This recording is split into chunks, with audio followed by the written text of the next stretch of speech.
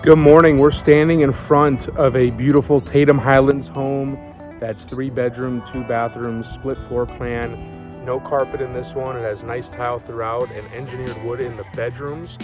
It has a redone master shower with marble.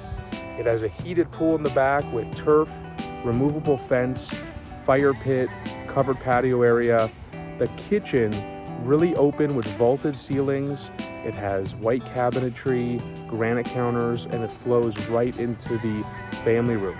We're also located on a cul-de-sac lot at the end of the cul-de-sac lot, which is really premium, and looking forward to bringing this one to the market. If you have any questions, please feel free to contact me.